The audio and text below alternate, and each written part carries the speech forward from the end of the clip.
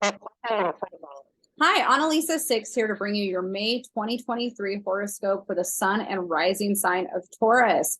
Taurus, it's your season. Happy birthday. I mean, it's been your season for a hot minute because obviously the end of April is also your season, but this is the May Taurus season. And I am coming to you live from my weird little corner in this room that we need to renovate. And it's a very moody day outside. It's May 4th. May the 4th be with you. And we're building towards an eclipse that's happening tomorrow. Lots of energy happening for Taurus. So let's get right into it. We have a lot of celestial bodies in Taurus right now. We currently have the nodal axis pointing in the direction of Taurus. So the North Node is in Taurus. We have Vesta, the asteroid that represents sacred sexuality and wisdom and autonomy in the sign of Taurus. We have Mercury retrograde at this moment at 10 degrees of Taurus. The sun is 12 degrees of Taurus right now as I'm saying this. And then we also have Uranus at 18 degrees Taurus. And, I think that counts as a Taurus stellium. And so, stellium is when we have three or more, I think it's more than three, not three or more, but more than three celestial bodies in a sign. And so the way that this is impacting the Taurus dominant person is all in the area of identity. So having Mercury retrograde, starting the month out and also making a cazimi with the sun the first couple of days of May really highlights your relationship to yourself. And so if you've been in a period of reflecting on your identity and how you relate to yourself, that would make sense with where this Mercury retrograde is happening, because Mercury retrogrades, are about reflect and review. Reflect and review. We tend to think about just all the stuff that goes haywire when it comes to computers and technicalities and communication and bureaucracy and just, glitches in the world kind of going on, travel, that kind of stuff. But the point of disruption from an astrological perspective with Mercury is that we're here to grow and evolve as, beings for whatever reason. This is the belief systems of many modalities of thought, right? And religions, is that we're trying to grow and evolve. And that when we have disruption or conflict, we have choice in how we handle it and how we deal with it.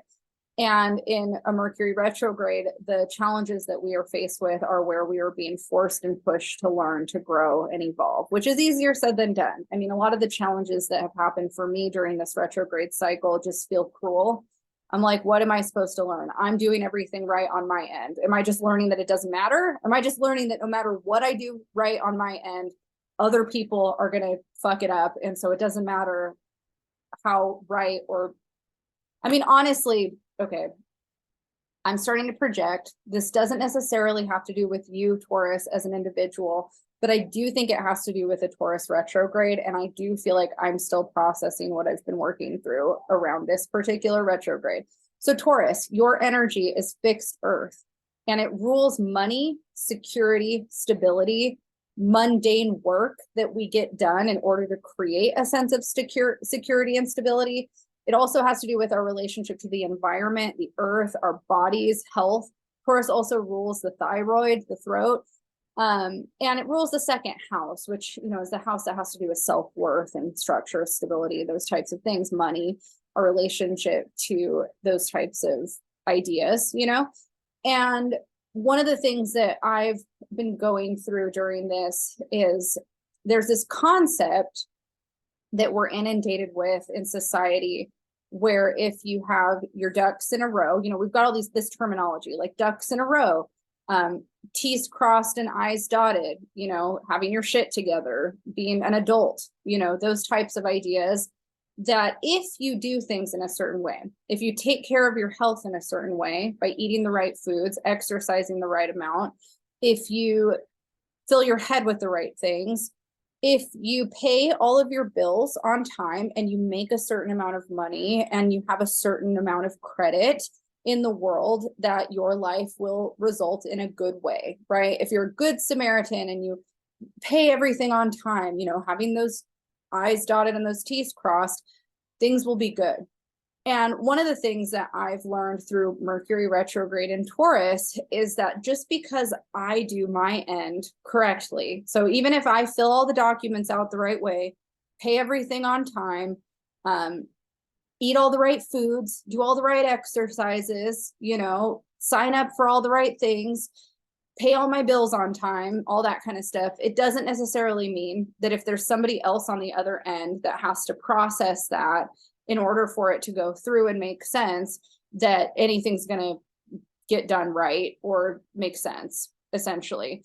So I'm going through this whole thing of like, okay, am I learning to not trust things, or am I learning that my own rigidity, because when you get really into having your shit together, your life becomes very structured, and you have calendars that you follow and notifications and reminders, and you know that I need to get this done by a certain time in order for this to happen this way. And that if, in theory, I do this in this way, everything will work out, right? Well, I'm learning that that's not necessarily the case. It doesn't matter if I'm on time. It doesn't matter if I do everything right. It doesn't matter if I'm structured appropriately. If the company or the organization or the person on the other end isn't, then it doesn't matter how structured or together I am, because it's still going to end up not going through or working, or the wrong things are going to happen, right? So then it's like, even if I did everything right, I can't control if somebody is not doing their job. And that's going to impact me. It will directly impact me. And Taurus can be very rigid and very controlled in trying to keep things together in that way. And so by me being kind of shown that me following a structure literally does not dictate whether or not the outcome is the right one, it's making me feel like I don't need to be so rigid about my life. I don't need things to be so structured about my life in order for them to go smoothly. You know what? If I don't feel like doing that today, I'm not going to do it today. And that's actually going to be better on my nervous system, because I'm prioritizing my health and my mental health and well-being than getting all into the time frame that this needs to happen within. So that's been a little bit of where the Taurus Mercury retrograde has been impacting me on a personal level, and where I think, you know, I don't have a lot of Taurus in my chart. And so Taurus is an energy that I've had to really learn to embrace and embody. And one of the ways that Taurus, and I'm saying this stuff because you're a Taurus. If you're listening to this, you're probably a Taurus dominant person, whether it's rising or sun. And one of the things that I've learned about my Taurus people, especially rising and sun people, not as much moon people, but Taurus rising and sun people, is that there's a lot of rigidity around systems, or a need for control or groundedness in whatever that comfort zone is for that person, that sometimes does the opposite for them. It actually creates more conflict in relationship dynamics, or when change is happening and the world is kind of moving into a direction that is uncomfortable for Taurus. It's very devastating for the person that thought that if I just can keep everything in this box, things won't go wrong. And life just doesn't work that way. Life is just not like that. It doesn't matter how structured or perfect your system is or your routine is. Life is going to come in sometimes and fuck it up. You know, it's just what happens. Life is ever changing. Nothing stays the same. Everything is constantly moving. And even if you are a very controlled, structured person, chances are somebody else is not, and they're going to come up and it's going to conflict with your structure. So I think that there's other signs in the zodiac that help these kind of more rigid signs learn the value in going with the flow. The Taurus identity for you on a horoscope level has been challenged for quite some time, having Uranus in the sign of Taurus over the last few years, I think since 2018, because Uranus is the planet of change. Uranus is the planet of destruction, change, catastrophe. It comes in and it's like, it's time to change. And Taurus has been under that influence of Uranus since then, since 2018. And so you've already been going through this kind of period where you're not really able to keep things as structured or comfortable as you would like, right? It's just been chaotic, probably more so than grounded.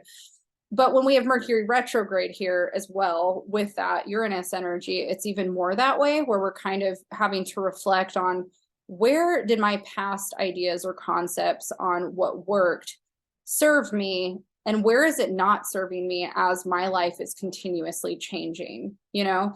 And I think that one of the things that's really beneficial about the mutable signs like Virgo, Pisces, Gemini, and Sagittarius is that those signs, and even other elements that are not earth, like air, fire, and water, is that those signs don't operate within those confines as diligently. And so Taurus energy is really beneficial for those signs because it's very grounded and it's very practical and it's very like, let's get this done in this way. And it can kind of help hone things in, but it's also really constrictive and restrictive, and sometimes has a hard time letting loose and flowing and seeing the bigger picture in certain ways, where the mutable energy can actually help you lean more into the unknown, lean more into not having things perfectly structured all the time, lean more into embracing change, embracing where there is no bottom, even though it's scary, right? So there's a lot of give and take that those energies can learn from each other. And I bring that up for you as well, Taurus rising sun person, because we have a lot of energy happening this month in May in water signs, and water is the opposite of earth. It is feeling centered, and it's less controlled, and it's more out in the ether, and it's scarier for earth people, earth dominant people, to go into those realms sometimes, but it's also the balance. So earth and water are the polarity of each other. Earth is the physical form, and water is the emotional form, but they're both on the yin polarity, which is internal. And we need a healthy relationship to our feeling centers in order for our physical centers to be good, and vice versa. Our body needs to be in a good place for our emotions, and our emotions need to be in a good place for our body. It's the mind, body, soul thing. Like, it's all connected, right? And so there's value in Taurus energy this month, leaning more into these kind of watery depths that are not as structured or as practical, because if you're trying so hard to control and hold on to things, it's just not going to happen this month. Like, it's really not. Everything is working into pushing you to let go of control more than it's supporting you and holding on tighter. And the eclipse that we have on Friday, which is tomorrow, when I'm recording this, it happens, at 14 degrees of Scorpio, and it's challenging that sense of self, that idea of self. And it's also challenging your relationships with other people. You have the sun, highlighting the relationship to self, and then you have the lunar energy highlighting the relationship to partnership and other people. So there's a lot of this energy in the air for the Taurus sun rising person that is, reflecting, the Mercury retrograde, reflect and review on your relationships to yourself and others, and how that is operating for you. So there might be some tension in a relationship right now. There might be some difficult conversations that need to happen around money or resources, or just how you guys are functioning emotionally in the relationship. Scorpio energy can be very reactive.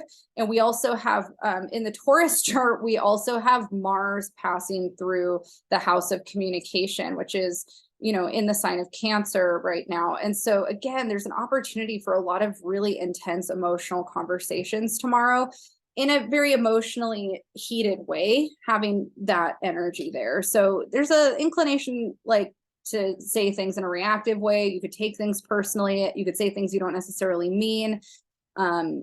There's opportunity for there to be resentments, even some envy or jealousy things kind of happening. So again, like, some things that have been, under the surface might really come out during this eclipse. And it's an opportunity for you to work on where you're stubborn and indignant on your side, and learn how to also listen better, and also, advocate for yourself in certain ways, but also, how do you advocate for yourself without hurting somebody else? Like, there's a balance for that too. So again, stubborn energy is common with the fixed signs. And Taurus can sometimes have a harder time being empathic or seeing the full picture. That Taurus Scorpio axis has a really hard time sometimes with not getting too self-possessed in where you're feeling threatened, and seeing the bigger picture. And the mutable energies have an easier time seeing the bigger picture. Not saying that they don't also do the same thing sometimes, because they totally can. We all can, we're all the signs, but mutable signs are more willing to maybe let go sooner than the fixed signs. And so if you are a fixed dominant person, it can be hard sometimes to unclench the jaw and listen and let go without wanting to really drive your point home in an extreme way. So there's a balance there that's kind of happening, and there's a lot of tension around this eclipse. There's also an opportunity for resolution, but it's probably going to come later. We also have the Venus-Neptune square happening that's impacting the financial area and also the way that we relate to others in a group sense. Self-worth is something that you might be kind of working through during this eclipse too, and like seeing kind of if you feel valued by the people that you're with and how you surround yourself with people that promote growth and creative inspiration versus feeling some of that tension that we were talking about that could happen in partnership dynamics too. Okay, so let's get on a little bit to what's happening the rest of the month. So Venus is actually going to be entering Cancer pretty soon after this eclipse. So the eclipse happens on the 5th, and then Venus is going to enter Cancer on the, let's see here. I thought it was the 9th, according to this ephemeris. This is why I have two different things and why it's sometimes difficult, because they say different things. One is universal, and then one is Eastern and Pacific time. And I'm trying to make sure that I'm just a little loosey-goosey, and I'm trying to be a little bit more exact. So Venus is going to enter Cancer on the 7th. See, in this ephemeris, it looks like it's closer to the 8th or the 9th, but according to this, it's the 7th. And so when Venus enters Cancer, whatever came up for us during that eclipse that was really intense, Venus, for the Taurus person, it's going to be entering that house of communication where you've had Mars. And so Venus chasing Mars is kind of here to help resolve some things, and it's here to kind of help resolve some communication, maybe bring more empathy into the communication. So again, after the eclipse energy, Venus comes in and is kind of here to help soothe that. And Venus luckily will be in your house of communication for the rest of May. So this is a really positive opportunity for you to learn how to have better empathic communication with others and with yourself too. This could also be like finding ways to have more openness towards your own vulnerability around your feelings too. Let's talk about Jupiter first. So Jupiter is going to be entering Taurus. It looks like, okay, let me again get a little bit of a more exact. Okay, on the 16th, and on the 14th, Mercury stations direct. So Mercury will move direct in your sign. Mercury is going to be direct in Taurus the rest of the month after that, which is really awesome. So hopefully you are feeling more clear about the direction that you want to go in your life after the 14th. And then Jupiter is entering your sign of Taurus on the 17th, right? That's what I said. The 16th. So when Jupiter enters Taurus, it's going to be amplifying that area of self, and it's going to be giving you this kind of idea of, I'm ready to grow. I'm ready to move on to the next place. I'm ready to work on who I am and elevating myself to where I want to go in the future. And so it's a really positive energy for you when it comes to making changes around who you are and what you want to manifest into your life in a more personal way. Your personal quadrant of your chart is very much highlighted. So there's also a big emphasis on self, which you have to be mindful of when it comes to your relationships, because when we have so much influencing our personal quadrant, there's so much self-focus that we're not always paying attention to how our focus on self is impacting other people around us. And we have to remember, like, it's not all about us all of the time, and so you could find it harder to give energy to other people during this time because there's so much emphasis on yourself, but it's really important you make a conscious effort to focus on your relationships, because it would be really easy for you to get really introverted and self-isolate.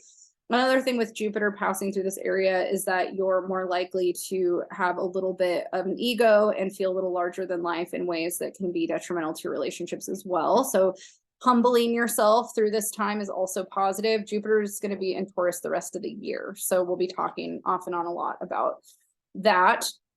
Again, like I said, there's a big emphasis on water energy this month. And the areas that are highlighted for you have to do with the community that you are trying to be a part of. and also your communication with other people. So you're going to be probably learning how to communicate more effectively in your relationships over the month of May, having Venus and Mars together in Cancer and Saturn and Neptune together in Pisces. Mars is going to leave the water party on the 21st of May and enter Leo. And the area that this is going to influence for the Taurus chart has to do with your daily routine and also your, I'm sorry, I got that wrong. It has to do with your home life, your family life. So Mars here, you know, you could have more conflict with people that you live with. You could have more conflict with family members. You could have more conflict with your living space. If something's broken or needs to be fixed, that could come up. There's also, you know, an emphasis on how you find joy in your home life and how your home is an expression of self. And, you know, Venus is going to enter the Leo party in June. So Venus will be there to kind of bless that area, but it might start out with a little bit of conflict in the beginning because that's just kind of what Mars does. So again, you know, if you're having some restless energy around your home and you just want to make changes or do certain things, Mars is going to be there to kind of amplify and boost that for the month of May. This is a really positive time for Taurus when it comes to creativity. There's going to be some really positive sextiles happening with the Sun and Mercury to Venus and Saturn and Neptune, I believe. And so when that energy is happening, I think that's closer to the end of the month. And you're going to get kind of this amplification of inspiration. So if you're a Taurus that has artistic abilities or you're a creative person, creative writing, music, and art are amplified for the end of May for the Taurus individual in such a constructive way. So again, this is a really positive time for you to channel a lot of this energy that's coming up for you into those things. Substance abuse can also be an issue for the month of May, having so much water energy impacting you in such an extreme way. So it is really important that you work really hard on intentionally grounding and doing things that are healthy and get you kind of in a good emotional space. You're going to be feeling very emotional. And, you know, Taurus tends to be a little bit better at hiding feelings. And it's going to be a lot harder to do that in May. You're not going to be able to do it as successfully with the amplification of water energy and how directly it's hitting Taurus. And don't try to hide it. Work on it. Work on learning to be vulnerable in a healthy way. Work on talking about your feelings. You're supported in doing that this month, and channel your feelings into your creative projects and artistic projects in a way that's fun.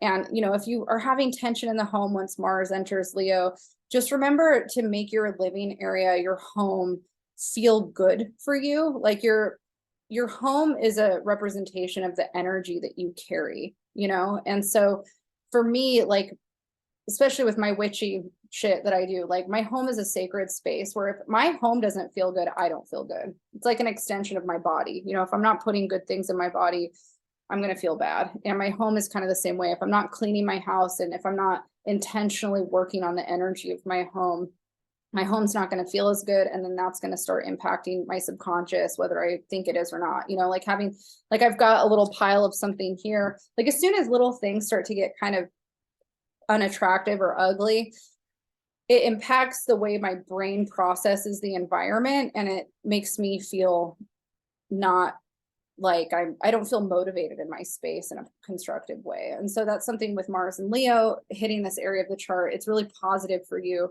to be mindful about the energy that you bring into your space and knowing that you have the power to influence that energy and create more positive energy.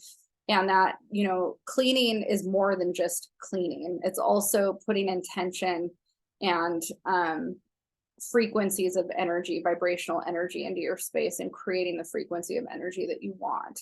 And sometimes if we live with other people, we can't control how they respond, you know, or what they do in their space, but we can work really hard on the energy we're putting into the space, and that can transmute a lot of the energy that other people are putting into the space. So just things to think about as you're moving through the rest of May towards the end of the month.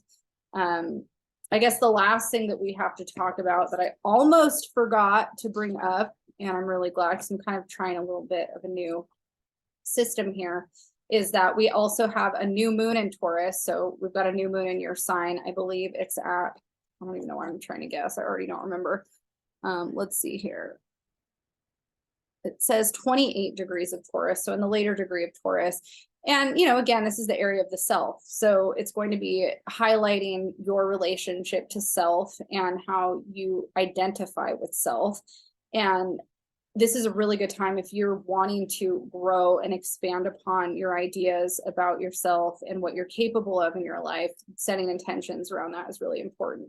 If you're one of those people too, where you have a really hard time accepting yourself, or you're really overly critical of yourself, you could set intentions about wanting to develop a healthier or more positive mental chatter with self, especially having Mercury in Taurus still for the rest of May. You could say, I want to set more intentions towards self-love, self-acceptance, and building a healthier mental relationship to self. That's also really positive. Taurus being ruled by Venus, beautification and things that make you feel good in your skin is also really supported. Taurus also kind of has this connection to how we are, experiencing the senses, like touch and things like that. So this is also a really positive time for you to get a massage or do some kind of, restorative thing for your body. And that's happening on May 19th. So May 19th, we have that Taurus new moon. All right, that's it. That's your horoscope, Taurus, for May. Good luck. And remember, it's okay to melt. It's okay to unleash the jaw. It's okay to just go with the flow and not always be trying to control things. Because again, even when those I's are dotted and those T's are crossed, we're doing everything right. We can't control life, it just happens. It's just out there. So why try to hold on so tightly to something that's not even real to begin with, right? That's what I'm learning. All right, I'll see you next month.